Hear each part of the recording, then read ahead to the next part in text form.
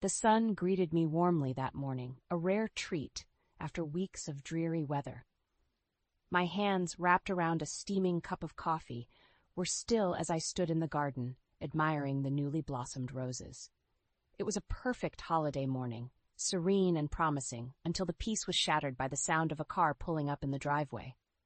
Richard, my husband of 10 years, stepped out of the car, followed closely by his sister Anna. They were an odd pair, Richard with his stern, lined face, and Anna, ever the carefree spirit, albeit with a cunning glint in her eyes. They were laden with bags, their arms straining under the weight. I set my cup down, a sense of unease creeping up my spine. "Richard, what's all this?" I asked, my voice steady despite the alarm bells ringing in my head. Richard's response was blunt, like a sledgehammer to my calm morning. "We're moving in with you from today," he declared, as Anna smirked beside him. I felt the ground shift beneath me. "What do you mean moving in? And why?" Anna's smirk widened. "If you don't like it, Helen, you can always divorce him and leave," she said, her voice dripping with false sweetness. Before I could gather my wits to respond, they barged past me, their footsteps heavy against the wooden floor. My once tranquil living room was quickly cluttered with their belongings. I stood frozen, watching the invasion of my personal space, my sanctuary. Just then, Mia, Anna's 14-year-old daughter, entered the room. Her eyes, a mirror image of her mother's, were filled with apology. Unlike Anna, Mia had always been gentle, a flower struggling to bloom in the shadow of her mother's overpowering presence. I found my voice, albeit a whisper. "Is this really okay? I mean, with Mia and all?" Richard, who had been directing Anna on where to place her myriad of bags, stopped dead in his tracks. His face, usually an unreadable mask, turned pale. Without a word, he dashed out, his phone pressed against his ear. Anna, now left alone to face me, looked as if she might faint. The arrogance had vanished from her face, replaced by a dawning realization of something gone awry. "I can't wait for Richard to come back," I said, my voice stronger now. Anna flinched at my words. "Brace yourself, Anna. The real fight starts now." As I stood there, facing the chaos, a part of me wondered how my life had spiraled into this mess. I was Helen Davis, a 50-year-old accountant, living a life that was more a routine than an experience. My marriage to Richard, once a source of comfort, had become a suffocating trap. Richard and I met at a community event. He was a local businessman 10 years my senior, and I was a volunteer. We connected over shared interests, and before I knew it, we were married. It was a simple ceremony, Richard insisting that anything more was frivolous. From the start, Richard was a traditionalist. He believed in clear roles within a marriage, and unfortunately that meant I was relegated to the background, my opinions and desires secondary to his. "I'll handle the finances and decisions. You just make sure the house is in order," he would say, his tone final. I complied initially. I thought his dominance was a sign of his commitment and care. But as the years rolled by, the charming businessman I married revealed himself to be controlling and dismissive. Our home, once a haven of shared dreams and laughter, had turned into a silent battlefield. I would tiptoe around his moods and his commands, trying to keep the peace, but inside I was screaming for an escape, for a breath of fresh air. That morning, as I watched Anna spread her belongings across my living room, I felt a surge of anger. This was not just an invasion of space. It was a blatant disregard for my existence, my choices. And Richard, the man who had vowed to cherish and respect me, stood silently by, a spectator to his sister's audacity. Anna's eyes met mine, and for a moment I saw a flicker of fear. She knew she had crossed a line, but her arrogance was too ingrained to step back. She was like a parasite, feeding off Richard's affection and my tolerance. "I hope you're ready for the consequences, Anna," I said, my voice calm but firm. Her response was a scoff, but her eyes betrayed her. She knew she had awakened a dormant adversary, and as I stood there, amidst the chaos they had brought into my home, I realized that this was not just an invasion. It was a declaration of war. The sound of Richard's car pulling up again snapped me out of my thoughts. I braced myself for the confrontation, for the battle that was about to begin. The doors opened, and Richard stormed in, his face a mask of confusion and anger. "What's going on, Helen?" "Why is Anna panicking?" he demanded, his eyes darting between me and his sister. "This," I gestured to the mess around us, "is what your decision has led to. your sister, your house, your rules. But not anymore, Richard. Not anymore. The room was thick with tension, the air heavy with unspoken words and suppressed emotions. Richard looked at me, then at Anna, and a realization dawned on him. He had underestimated me, taken my silence for submission. But as the sun streamed through the windows, casting a warm glow on the chaos, I knew this was just the beginning of my fight for freedom, for my voice. The shadows of retribution were finally lifting, and I was ready to step into the light. Richard's confusion melted into a frown, his eyes narrowing as he absorbed the scene before him. "Helen, this is temporary. Anna needs us," he said, his voice firm, leaving no room for argument. I scoffed. "Temporary? Richard, your sister has brought half her house here. And you," I turned to Anna, "you waltz in here as if you own the place." Anna rolled her eyes, a smirk playing on her lips. "Oh, come on, Helen. It's not like you use this space for anything important. Besides, Richard agrees with me, don't you, brother?" Richard nodded, his allegiance clear. "Anna's going through a tough time. We need to be there for her." I felt a surge of anger. "And what about me, Richard? When have you ever considered what I need?" Richard's expression hardened. "You have everything you need, Helen. A roof over your head, food on the table. What more do you want?" His words stung, and I felt a bitter laugh escape my lips. "I want a husband who sees me as an equal, not just a caretaker for his home and his burdensome sister." Anna snorted. "Equal? Please. You should be grateful Richard even married you. At your age, options aren't exactly lining up." Her words were like a slap in the face, but I stood my ground. "Grateful? For a marriage that suffocates me? For a husband who values his sister's whims over his wife's feelings?" Richard's face reddened, his anger boiling over. "Enough, Helen. You're overreacting. Anna is family." "And what am I?" I shot back, my voice trembling with emotion. "Just a convenient accessory to your life?" The room fell silent, the tension thick and suffocating. Richard and Anna exchanged a look, a silent conversation passing between them. I knew then that I was fighting a losing battle. Richard finally spoke, his voice cold. "Pack your things, Helen. If you can't accept my sister, you can't be part of this family." His words were a dagger to my heart, but I refused to let them see me break. "Fine," I said, my voice steady. "I'll leave. But remember this, Richard. I am not your property. I am a person, and I will not be dismissed so easily." I turned on my heel and walked to our bedroom, my mind racing. As I began packing my things, tears blurred my vision.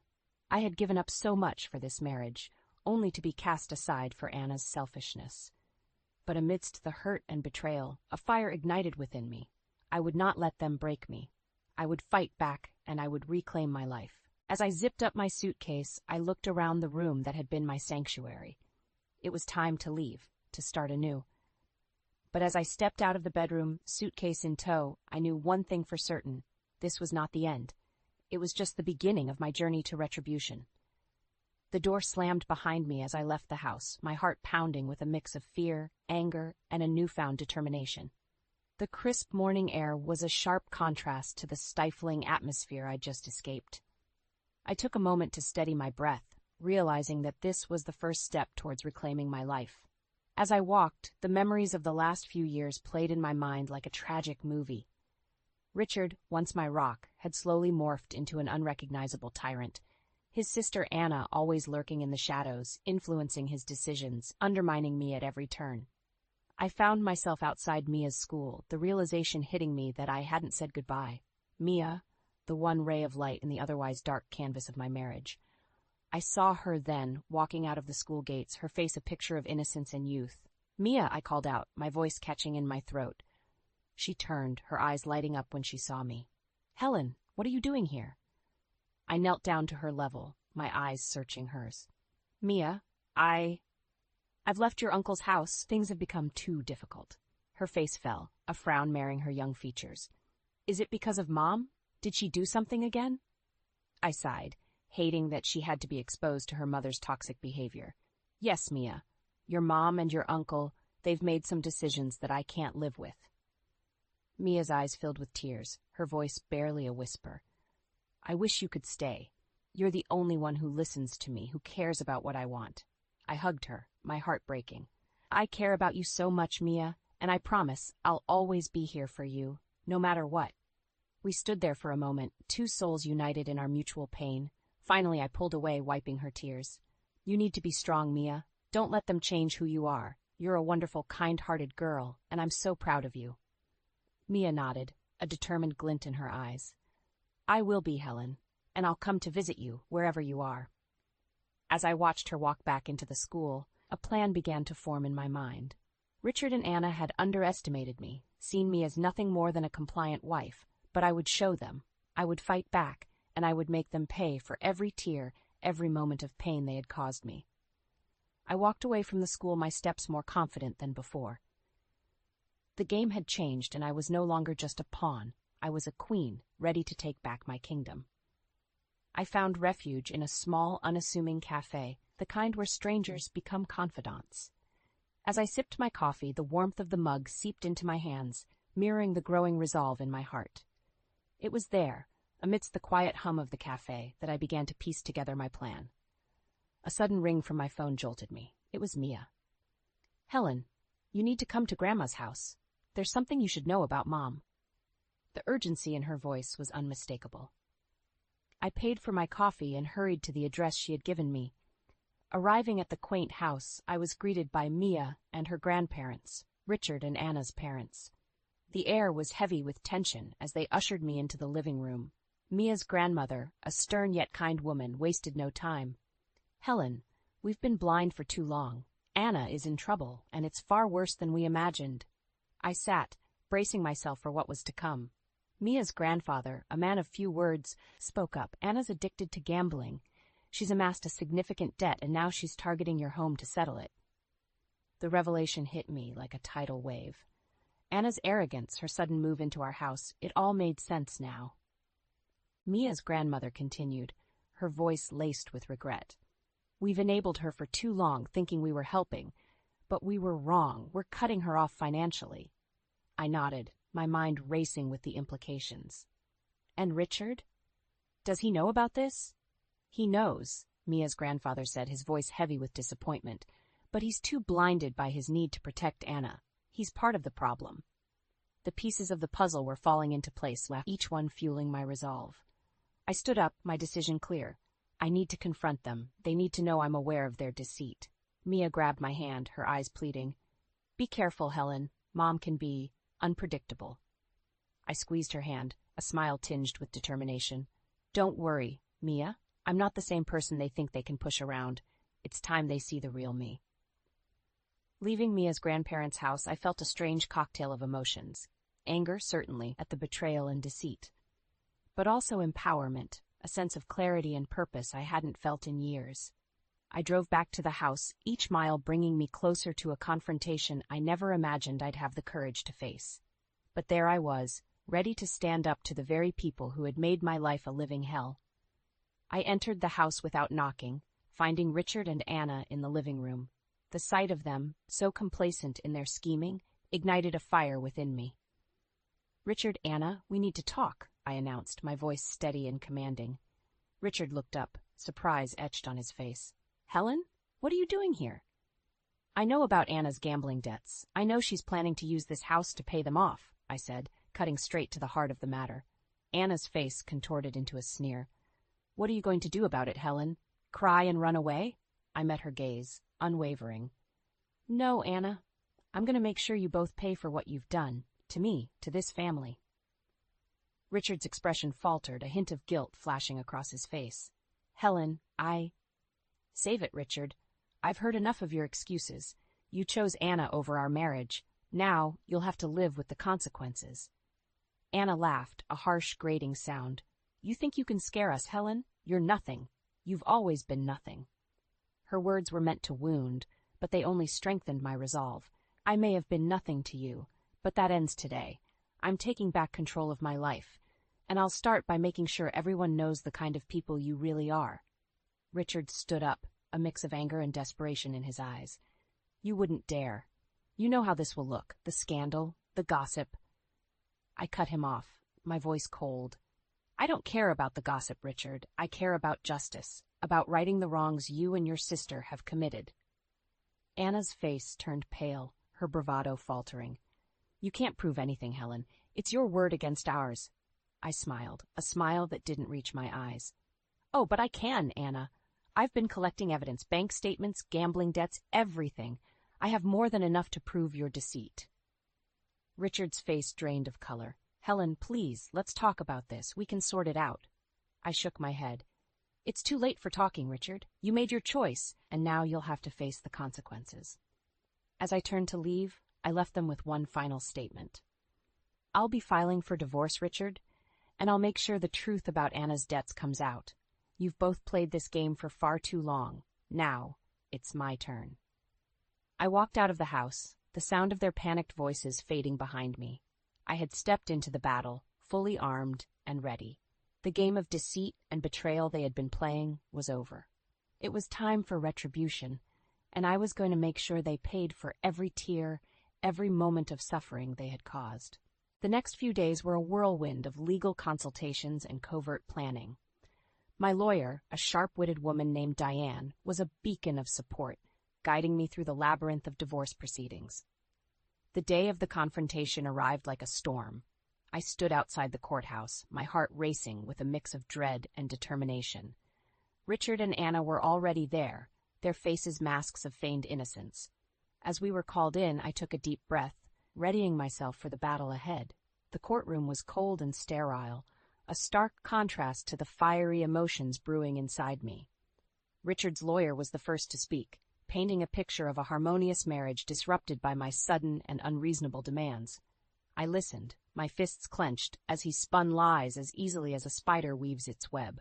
Then it was Diane's turn. She began methodically, laying out the facts with precision. "Your Honor, the reality is starkly different from what has been presented by the defense. We have evidence of financial misconduct and emotional abuse, all perpetrated by Mr. Richard Davis and his sister, Ms. Anna Davis." Anna's eyes widened, her composure slipping. Richard shifted uncomfortably, his gaze avoiding mine. Diane continued, her voice steady and clear. "We have bank statements showing large sums transferred to Miss Davis's account, coinciding with her gambling debts. We also have testimonies from witnesses who have observed the emotional abuse my client suffered in her marriage." Richard's lawyer tried to interject, but Diane was unyielding. "Furthermore, we have evidence of a plan to sell the marital home without my client's consent to cover Miss Davis's debts." The judge looked over the documents Diane presented, his expression growing increasingly stern. Anna squirmed in her seat, her earlier arrogance replaced by a growing sense of panic. Then came the moment I had been waiting for. I was called to the stand, my heart pounding in my chest. I recounted the years of neglect, the emotional turmoil, and the final straw that broke the camel's back. Their plan to usurp my home. As I spoke, I kept my eyes on Richard and Anna. Richard's face was a picture of defeat, his eyes hollow and resigned. Anna, on the other hand, was seething, her hands clenched into tight fists. The judge finally spoke, his voice echoing in the silent courtroom. "Based on the evidence presented, it's clear that there has been significant wrongdoing on the part of Mr. Davis and Ms. Davis. I am inclined to grant the divorce and rule in favor of the plaintiff, Miss Helen Davis." Anna erupted, her voice shrill with anger. "This is nonsense. She's lying, all of it. Helen's just a bitter old woman who can't stand to see anyone else happy." Her outburst only served to cement the judge's decision. "Order in the court, Miss Davis. Your behavior is only proving the plaintiff's point. I will not tolerate any more outbursts." The gavel came down, and with it, the final blow to Richard and Anna's facade. As we left the courtroom, I felt a weight lift off my shoulders. The truth had prevailed, and karma had served its course. The fallout from the courtroom was swift and unforgiving. News of Richard and Anna's deceit and the divorce spread through our social circles like wildfire. I watched, with a sense of detached vindication, as their reputations crumbled under the weight of their actions. Richard, once a respected businessman, found his clients and associates distancing themselves. Anna, too, faced her own downfall. The gambling dens she frequented now turned her away, her debts too high and her backers too few. But the true retribution came in the form of their parents' intervention. Mia's grandparents, having witnessed the extent of their children's misdeeds, took decisive action. They cut Anna off financially, a move that left her reeling and desperate. I met with Mia's grandparents a few days after the trial. They welcomed me with a warmth that was tinged with sadness. "We should have seen it, Helen," Mia's grandmother lamented. "We turned a blind eye for too long." Mia's grandfather nodded in agreement. "We're taking responsibility now. Anna will have to learn to fend for herself, and as for Richard, he needs to understand the consequences of his choices." Their resolve was a balm to my wounded heart. They, too, had been victims of Richard and Anna's manipulation, and now they stood with me in seeking justice. The next chapter of retribution unfolded at the final divorce settlement meeting. Richard sat across from me, a shadow of the man he once was. His eyes were hollow, his defiance replaced by a quiet resignation. As the terms were laid out, I could see the realization dawn on him. He was losing everything: his home, a significant portion of his assets, and any semblance of dignity he had clung to. Anna, not present at the meeting, was dealt her blow through legal channels. She was required to undertake a debt repayment plan, a far cry from the lavish lifestyle she was accustomed to. As I signed the final papers, a sense of closure washed over me. I had come out of this battle scarred but victorious.